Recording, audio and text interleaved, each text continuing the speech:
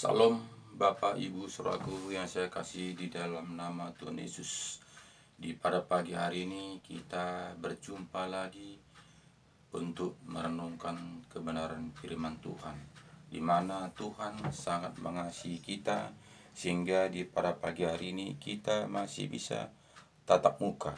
Jadi ini semuanya bukanlah kekuatan kita, bukanlah karena kehebatan kita, tapi karena Tuhan sangat mengasihi kita sehingga masih diberikan kesempatan di pada pagi hari ini untuk merenungkan kebenaran firman Tuhan.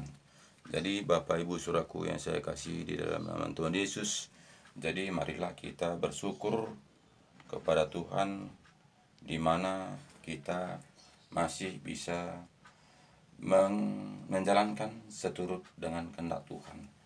Jadi sebelum kita akan membaca firman Tuhan di pada pagi hari ini, terlebih dahulu kita akan berdoa mengucap syukur kepada Tuhan. Mari sama-sama kita berdoa.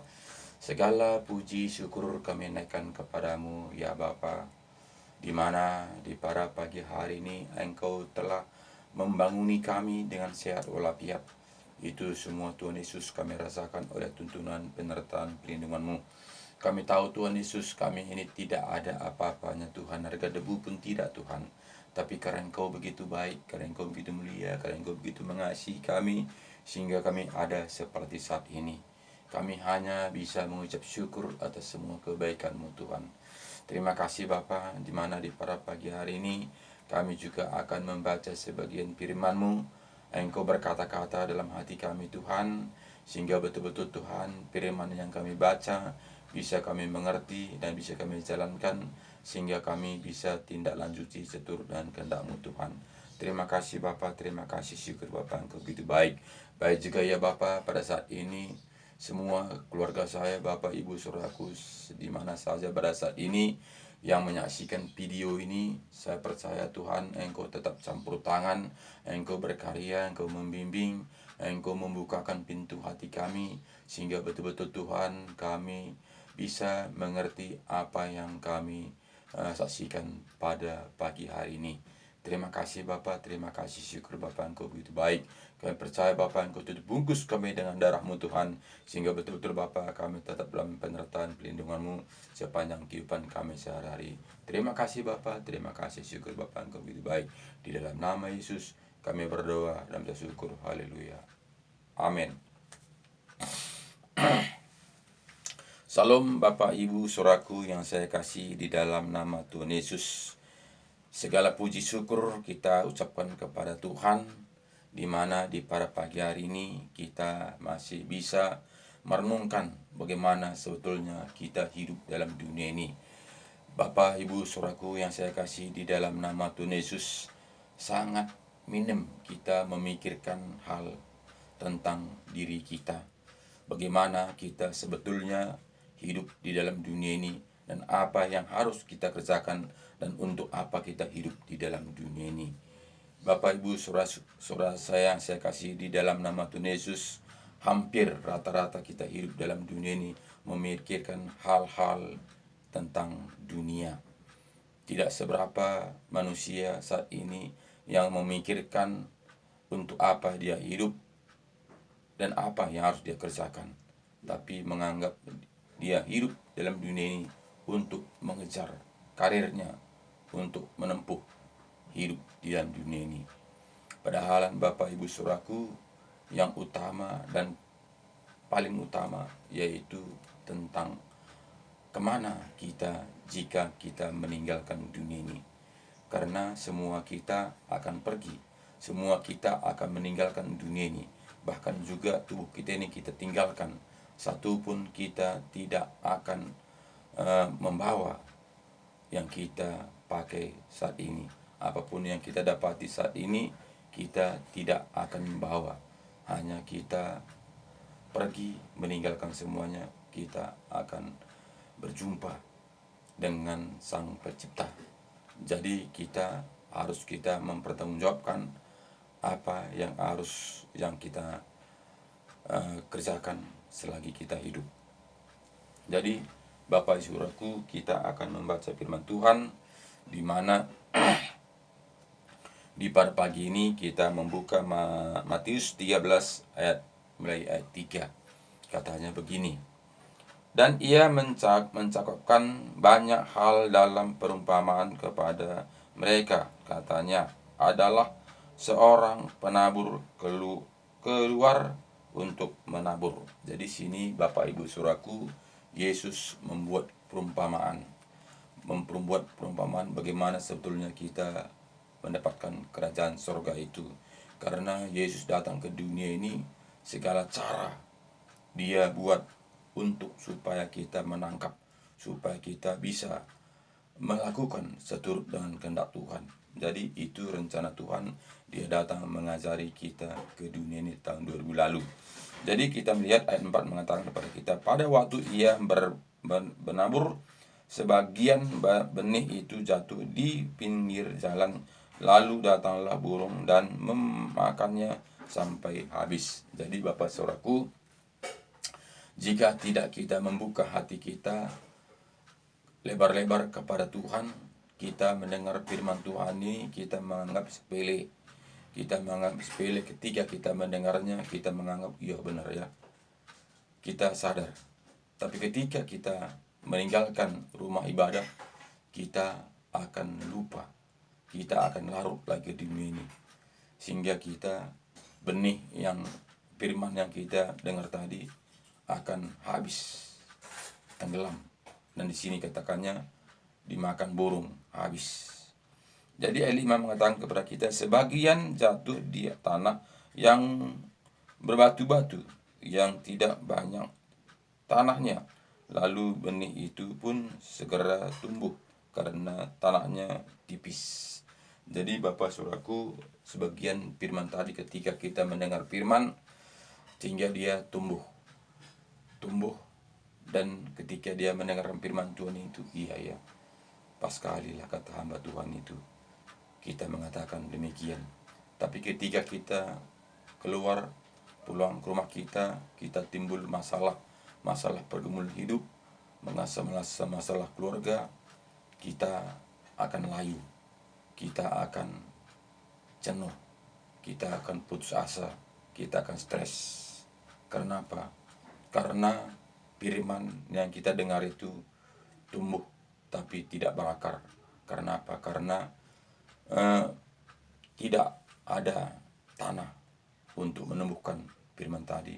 Jadi begitu juga firman yang kita dengar tadi, kita tidak membuka hati sepenuhnya, sehingga firman Tuhan itu tidak tinggal dalam hati kita ini, sehingga dia akan mati. Jadi Bapak Saudaraku, kuncinya kita, bukan siapa-siapa. Jadi banyak kali sekarang ini kita Bapak Saudaraku, akibat pergumulan dunia ini, kita lalai akan Sang Pencipta. Seringkali kita memikirkan dengan akal kita, seringkali kita memikirkan dengan rasio kita, sehingga banyak kita stres, banyak kita putus asa, karena kita tidak mengandalkan Bapa kita. Bapak, Ibu, Saudaraku yang saya kasih di dalam nama Tuhan Yesus, seringkali kita mengandalkan kekuatan kita. Kita merasa kita kuat, kita merasa kita hebat, kita merasa kita sudah wah, sehingga kita lupa kepada Bapa Sang Pencipta kita. Andaikan seperti anak-anak yang sudah bisa mencari nafkahnya, dia akan lupa kepada bapaknya. Kenapa? Karena dia menganggap pintar, dia menganggap sudah wah, karena dia sudah bisa mencari makan. Padahal orang tuanya sangat mengasihi dia. Orang tuanya mengasih petunjuk kepada anaknya, semua itu untuk kebaikan.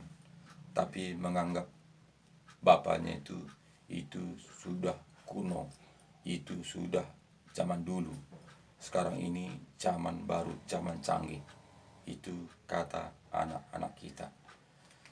Jika demikian Bapak Saudaraku, tentu orang tua itu kecewa. Orang tua kita itu kecewa. Kenapa? Karena kita tidak mendengarkan apa kata orang tua kita. Kita tidak mengindahkan apa nasihat orang tua kita. Padahal orang tua kita itu memberi petuah kepada kita itu tentu supaya kita itu baik, supaya kita itu menjalankan dan melakukannya, supaya kita itu menjadi orang baik. Itulah rencana orang tua kita. Tapi karena kecanggihan zaman ini Bapak Saudaraku, kita merasa pintar, kita merasa bisa, kita merasa wah, kita lupa akan kulit, akan kacang akan kulitnya. Jadi begitulah saat ini yang kita lihat Bapak Saudaraku, bahkan Yesus sudah datang ke dunia ini untuk mengajari, membimbing kita. Bahkan dia datang ke dunia ini segala cara, bahkan perumpamaan-perumpamaan dia buat supaya kita menangkap, supaya kita mengerti apa rencana Tuhan kita hidup di dalam dunia ini. Tapi karena oleh situasi zaman ini kita tidak mau mengindahkannya, kita tidak mau tak menaati dan setia untuk melakukan janji-janji Tuhan, tidak mau mengikuti peraturan-peraturan Tuhan.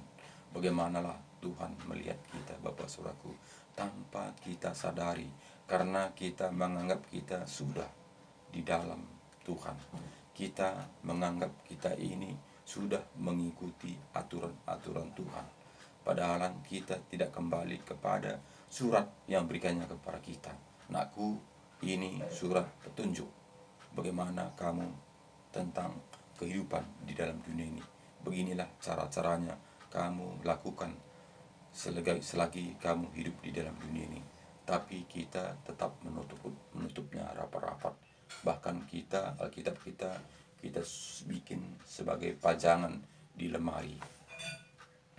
Membuktikan kita orang Kristen. Ketika orang datang, tamu kita datang ke rumah, tamu kita melihat bahkan di lemari ada Alkitab, oh berarti orang Kristen. Jadi kita, kekristen kita hanya sebagai simbol. Kita mengatakan kita itu Kristen. Kristen itu artinya pengikut Kristus. Tapi kita tidak mau mengikut Kristus seturut apa yang diajarkannya kepada kita. Jadi kita ini sebetulnya pengikut siapa? Siapa yang kita ikutkan?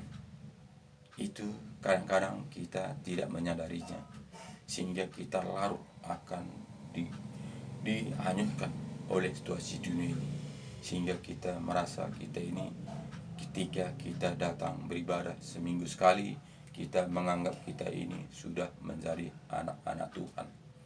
Bahkan kita melihat saat ini orang tua kita menyuruh dia berdoa, dia mengatakan saya tidak ada persiapan.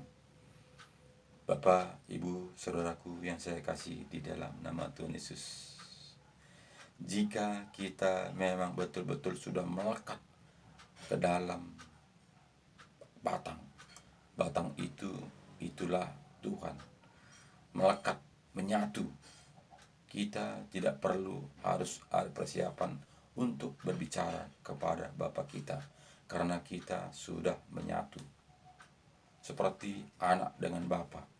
Tidak harus kita ada persiapan untuk minta kepada Bapa kita. Tentu kita apa yang kita inginkan kita utarakan kepada Bapa kita, Pak, begini. Jadi tak usah harus ada persiapan kita tata dengan sedemikian rupa. Tuhan tahu apa isi hati kita. Tuhan tahu bagaimana kemampuan kita.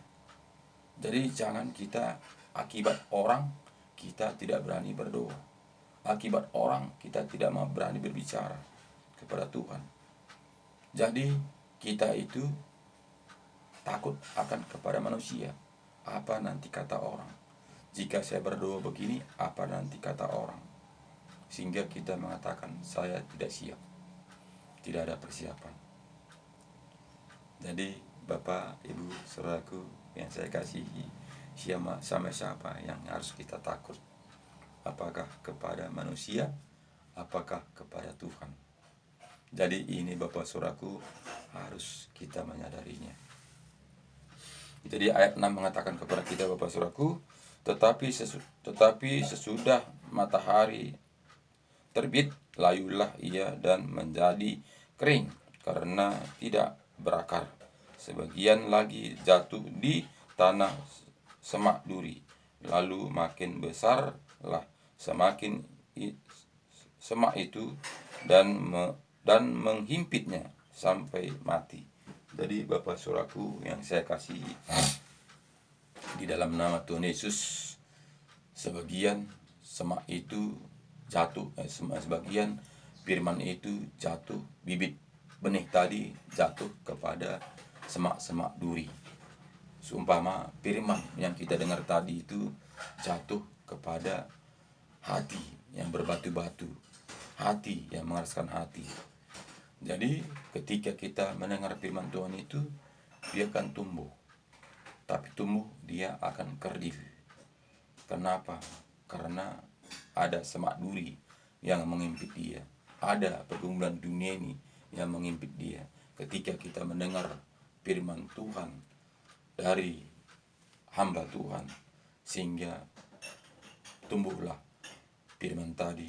Tapi karena situasi dunia ini, karena kita tidak melupakan dunia ini, sehingga firman yang di dalam tadi, yang kita dengar tadi akan tumbuh tapi kerdil karena dihimpit oleh masalah pergumulan hidup kita, sehingga kita lupa akan Tuhan, bahkan dia sanggup untuk melepaskan segalanya. Jadi kenapa? Karena kita kurang membaca firman Tuhan. Bagaimana seharusnya kita hidup di dalam dunia ini, apa yang harus kita kerjakan selagi kita masih hidup dalam dunia ini. Bapak, Ibu, Saudaraku yang saya kasih di dalam nama Tuhan Yesus, kita menganggap kita ini bisa membebaskan diri kita sendiri. Kita menganggap kita ini bisa mengobati diri kita sendiri. Kita bisa menyelamatkan diri kita sendiri. Oleh karena kekuatan kita, oleh karena uang kita, kita menganggap kita bisa menyelamatkan diri kita.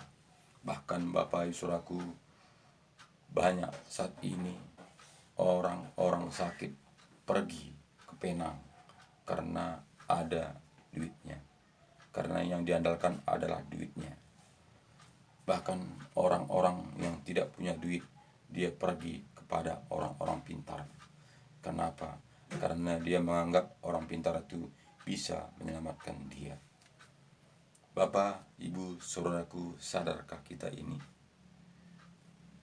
Roh, nyawa yang ada keluar masuk ini, Bapak Saudaraku, siapa yang punya? Jika kita menyadarinya, Bapak Saudaraku, kita tidak akan bimbang, tidak mengandalkan kekuatan kita, tidak memakan rasio kita, tapi kita pasti mengandalkan yang memberikan nyawa kita ini kepada kita. Karena apa? Karena dia yang mengetahui kapan mau diambil, kapan yang dia beri kepada kita. Apapun usaha kita, apapun kemampuan kita, bagaimanapun caranya kita merawat tubuh kita ini, jika sang pemilik cabut nyawa kita ini, kita tidak bertahan sedetik pun, kita tidak mampu bertahan.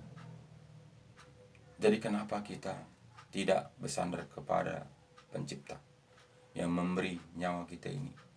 Kenapa kita harus mengandalkan kekuatan kita, harus pergi ke Penang, harus pergi orang pintar? Bagaimana hancurnya hati Bapak kita itu. Padahal Bapak kita mengatakan, mari anakku, marilah, datanglah kepada aku.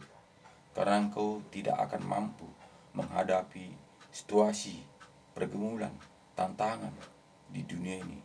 Marilah, datanglah kepada aku. Aku akan angkat beban-beban yang kau pikul saat ini. Tapi kita mengatakan, saya kuat, saya mampu, saya hebat. Sehingga kita tidak mau menyerahkan diri kita sepenuhnya kepada Tuhan. Artinya kita tidak mau taat setia melakukan firman kebenaran. Lebih baik kita mencari akan dunia ini, ketimbang kita membaca firman kebenaran. Padahal Bapak Ibu Saudaraku, sangat gampang untuk mendekatkan diri kepada Tuhan.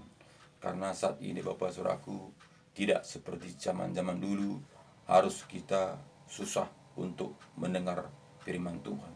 Tapi saat ini segala saat kita bisa membaca firman Tuhan, karena saat ini zaman-zaman canggih ini semua yang punya Android bisa membaca firman, karena ada di situ Alkitab. Tinggal kita, apa aksi kita, apa tindakan kita, apakah kita tetap dinabobokan oleh penghuni dunia ini. Dia mengatakan, tenanglah, tenanglah, kamu sudah selamat. Tenanglah, Bapamu sudah disalibkan, darahnya sudah tercurah untuk kamu. Kamu sudah dibayar dengan lunas, dengan darah anak domba. Sehingga kita tenang. Kita mengerjakan pekerjaan kita. Kita tidak mau untuk mengoreksi diri kita, sehingga kita tidak lagi mau kembali kepada firman kebenaran, sehingga kita tidak lagi mau membaca surat yang berikan Tuhan kepada kita, karena kita menganggap kita sudah selamat, karena kita menganggap kita sudah dibayar lunas sampai kita meninggalkan dunia. Bapak, Ibu, Saudaraku yang saya kasih di dalam nama Tuhan Yesus, memang betul kita sudah dibayar dengan lunas. Dosa-dosa kita sudah ditebus oleh darah Tuhan Yesus, di mana Yesus sudah menghabiskan darah tetes terakhir di kayu salib. Sudah selesai. Jika kita mati saat itu juga, ketika kita menerima Yesus menjadi juru selamat pribadi kita, tentu kita sama seperti teman Yesus yang disalibkan itu, sama akan berangkat ke taman Paradis. Tentu sama-sama selamat, walaupun dia orang yang sampingnya itu orang berdosa. Tapi karena pengakuan dia, jika engkau sampai di rumah Bapa, ingatlah aku, dia mengatakan. Sehingga Yesus mengatakan, saat ini juga kamu bersamaku. Itu kata Tuhan Yesus. Jadi Bapak, Ibu, Saudaraku yang saya kasih di dalam nama Tuhan Yesus, memang dosa kita dari Adam sampai kita sudah ditebus dengan lunas. Jika tidak demikian Bapak Saudaraku, kita tidak layak untuk memuji, menyembah, memuliakan Tuhan. Kita tidak layak untuk mendapatkan kerajaan surga. Tapi sudah lunas dibayar. Tapi dari mulai kita menerima Tuhan Yesus, kita belum mati. Seperti teman Yesus yang disalibkan di kayu salib. Dia saat itu tidak ada kesempatan lagi. Sehingga Yesus mengatakan, saat ini juga kita bersama-sama. Tapi kita ada waktu. Ketika kita menerima Tuhan Yesus, umpama umur 25 tahun. Umur kita sampai dipanggil 75 tahun.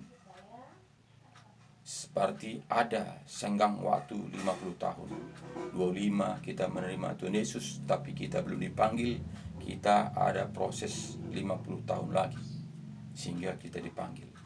Jadi 25 tahun ini harus kita berjuang. Harus kita berjuang untuk mengerjakan keselamatan kita. Jadi tidaklah ini dibayar dengan lunas. Memang sampai sini, sampai utang kita, umpama kita tadi ada utang kita bermiliar, kita tidak bisa bayar, tapi ada kawan kita yang baik hati sehingga dia katakan, aku akan bayar utangmu supaya kamu jangan dipenjarakan, sehingga dia bayar, sehingga kita bebas, tidak jadi penjarakan. Tapi dari ketika dia kawan kita tadi membayar utang kita tadi, dari sini ke depan kita masih akan hidup. Sehingga kata teman tadi kita tadi, mulai dari sini kamu jangan berutang lagi ya. Cukuplah, utangmu ini saya sudah bayar, sudah lunas. Tapi dengan syarat dari sini ke depan jangan berutang lagi, dia mengatakan. Tapi kita dalam hati kita, oh ada kawan saya yang baik hati, pasti utang saya ini akan dibayar lagi, sehingga kita berutang lagi. Karena kita menganggap kawan kita itu yang baik hati itu akan membayar utang kita ini. Jangan diharap Bapak Saudaraku, karena dia katakan tadi, utangmu sudah dibayar lunas, kamu tidak akan dipenjarakan lagi. Tapi dengan syarat jangan berbuat utang lagi. Tuhan Yesus juga begitu Bapak Saudaraku. Yesus sudah menebus dosa-dosa kita, di mana jika tidak dibayar utang kita, kita tidak akan layak lagi, kita akan dibakar selama-lamanya. Tapi karena Tuhan Yesus sangat mengasihi kita, sangat peduli kepada kita, sehingga dia bayar utang kita sampai meneteskan darah terakhir. Tapi dia mengatakan, jangan berbuat dosa lagi, kerjakanlah keselamatanmu. Sehingga dunia mengatakan, kamu tenang, kamu sudah dibayar lunas, santai saja. Jangan kita dibodoh-bodohi oleh dunia ini Bapak Saudara. Kembalilah kepada surat yang berikan Tuhan kepada kita. Apa menurut surat itu? Jangan kita mengikuti menurut apa kata manusia. Asal ke gereja sudah selamat. Itu tidak ada tertulis di dalam Alkitab. Tapi katanya, kerjakanlah keselamatanmu. Jangan berbuat dosa lagi. Kuduslah, karena Bapamu adalah kudus. Bapak, Ibu, Saudaraku, apakah kita bisa kudus? Tentu kita tidak bisa kudus Bapak Saudaraku, karena kita hidup di dalam dunia ini. Tapi jangan kita andalkan, kita mengatakan kita orang berdosa, mana ada manusia tidak berdosa, sehingga kita diam di dosa itu, sama seperti orang yang jatuh dalam lumpur. Mana ada manusia kerja ke sawah tidak berlumpur. Kita mengatakan, saudara, memang betul orang yang ke sawah itu semuanya akan berlumpur. Tapi ada saatnya untuk membersihkan diri kita ini. Jangan kita tetap diam di lumpur itu. Kita bangkit, bersihkan diri kita. Ada cara kita, ada upaya kita, jangan kita diam.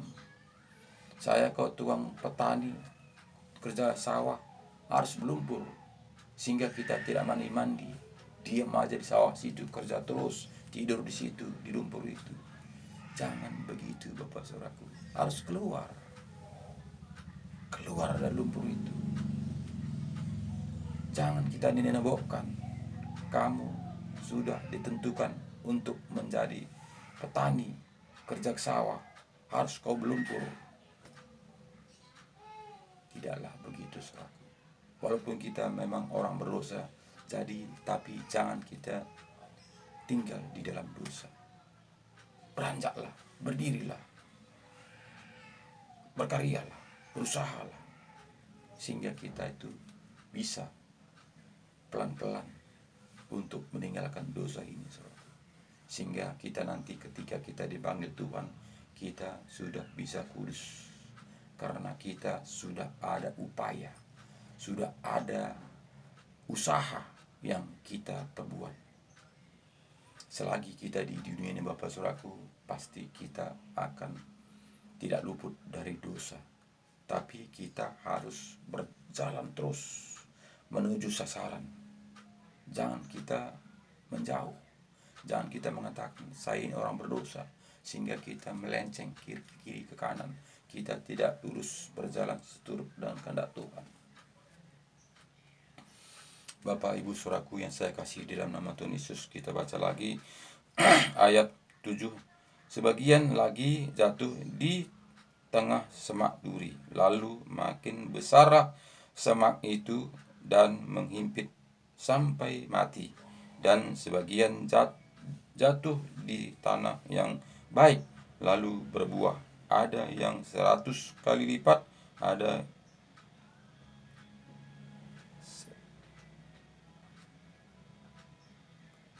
saya ulangi lagi, berbuah, ada yang 100 kali lipat, ada yang 60 kali lipat, ada yang 30 kali lipat. Siapa yang bertelinga hendaklah mendengar. Jadi Bapak Saudaraku yang saya kasih di dalam nama Tuhan Yesus, siapa yang bertelinga hendaklah dia mendengar.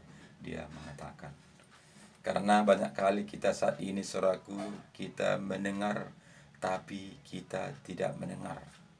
Kenapa Saudaraku? Jika kita mendengar betul-betul mendengar, kita akan melakukannya.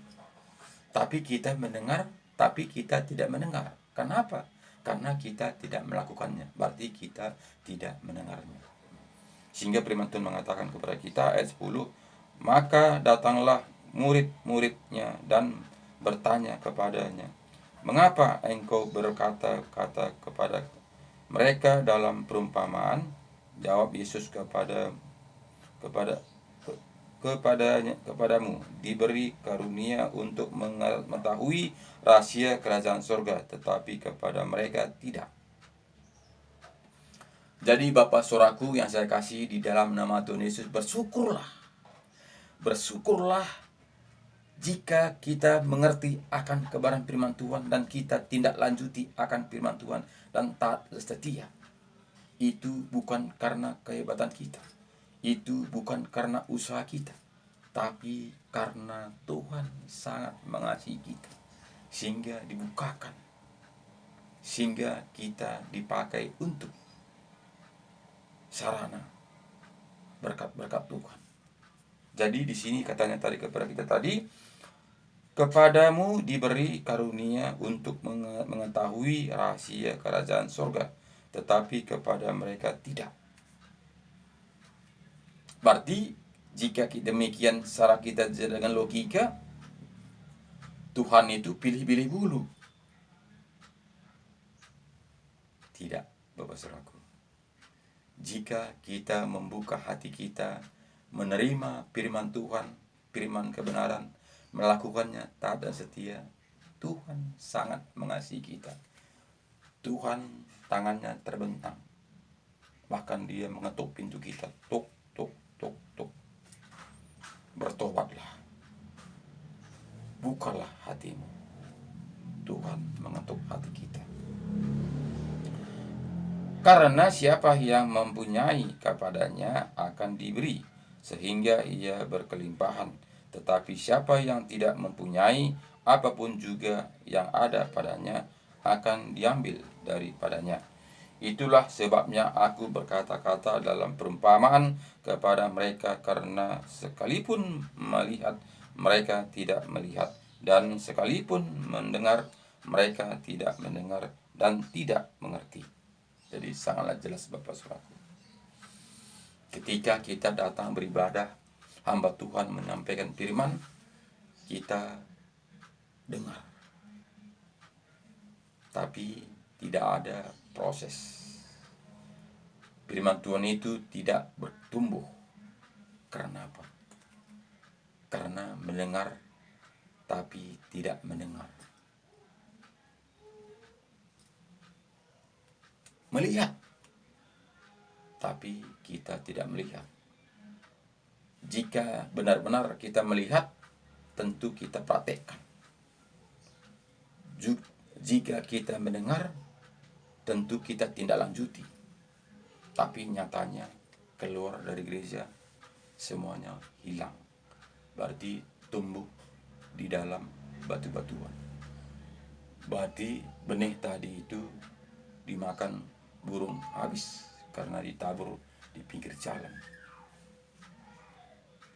Itulah Yesus memberi perumpamaan, Bapak Saudaraku.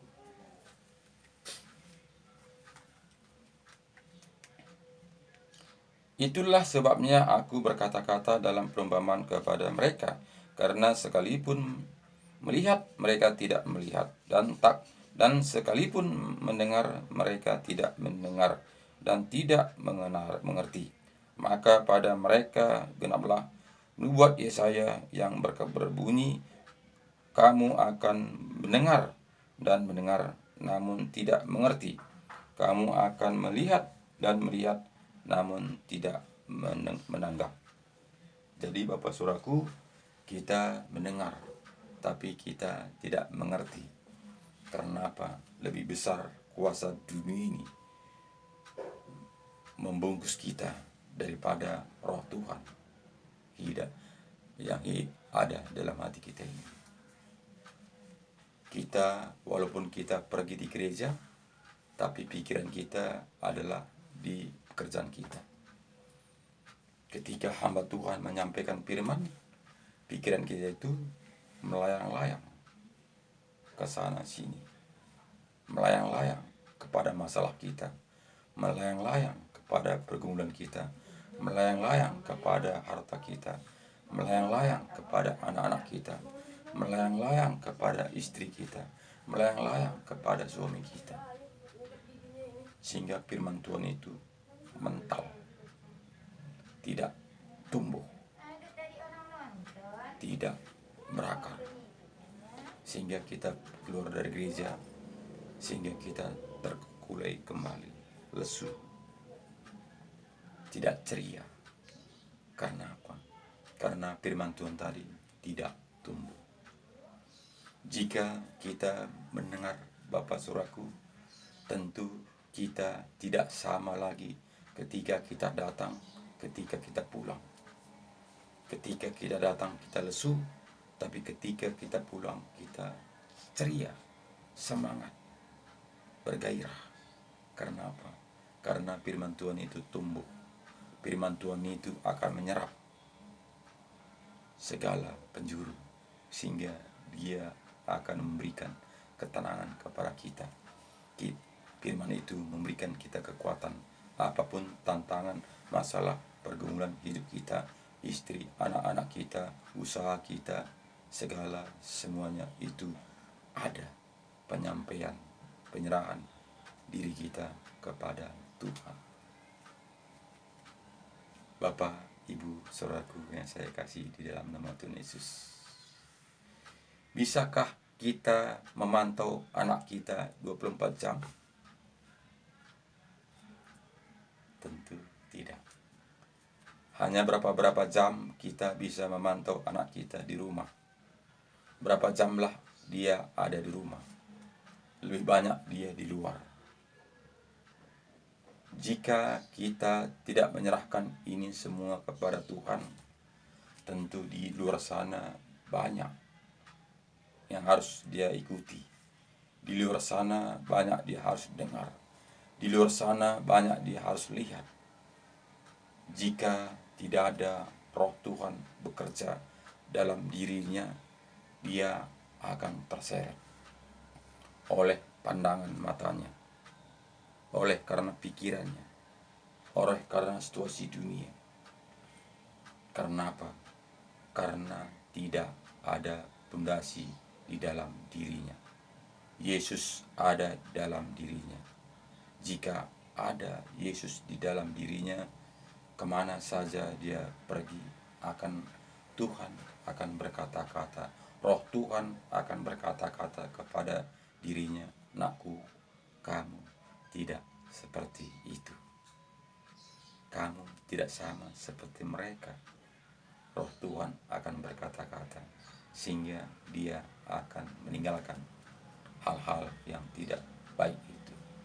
Karena apa? Karena ada Roh Tuhan